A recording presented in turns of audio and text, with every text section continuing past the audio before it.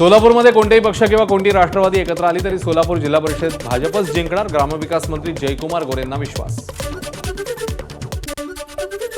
कोळंबी उत्पादन आणि मत्स्य व्यवसाय विकासाकरता दिल्लीमध्ये उच्चस्तरीय बैठक. पशुसंवर्धन आणि दुग्ध व्यवसाय मंत्री राजीव सिंग आणि मंत्री नितेश राणे बैठकीला उपस्थित. मत्स्य व्यवसायाला जागतिक स्तरावर नेण्यासाठीच्या उपाययोजनांवर बैठकीमध्ये चर्चा. प्रजासत्ताक दिनानिमित्ताने संरक्षण मंत्रालय, शिक्षण मंत्रालयाने आयोजित केलेल्या प्रोजेक्ट वीरगाथा 5.0 राष्ट्रीय स्पर्धेचा निकाल जाहीर. देशातल्या सुपर 100 मध्ये सर्वाधिक 19 विजेते महाराष्ट्रात. प्रजासत्ताक दिनानिमित्ताने कर्तव्य पथावर संचलनात सहभागी होणाऱ्या महाराष्ट्राच्या चित्ररथाची पहिली झलक. यंदा महाराष्ट्राच्या वतीने सादर करण्यात येणाऱ्या चित्ररथात महाराष्ट्राची संस्कृती आणि गणेशोत्सवाचा संकल्प.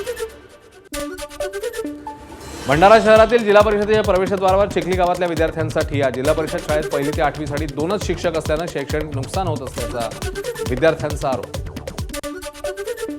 बीडच्या शनी मंदिर गल्लीपेठ परिसरातील एका उद्योजकाच्या घरावर जीएसटी विभागाचा छापा. संबंधित उद्योजकाच्या कार्यालयावरही छापेमारी. परिसरातल्या उद्योजकांमध्ये खळबळ. जिल्हा परिषद पंचायत समिती निवडणुकांच्या पार्श्वभूमीवर मुंबई विद्यापीठाने 4 फेब्रुवारी ते 6 फेब्रुवारी दरम्यान होणाऱ्या सर्व परीक्षा पुढे ढकलल्या.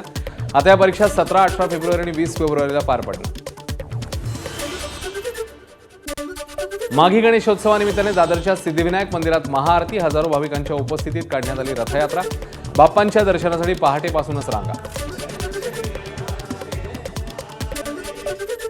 माजी पंतप्रधान एच.डी. देवेगौडा पंढरपूरमध्ये चंद्रभागेचं पूजन करून विठ्ठल रुक्मिणीचं घेतलं दर्शन. यावेळी मंदिर समितीकडून देवेगौडा यांचा सत्कार.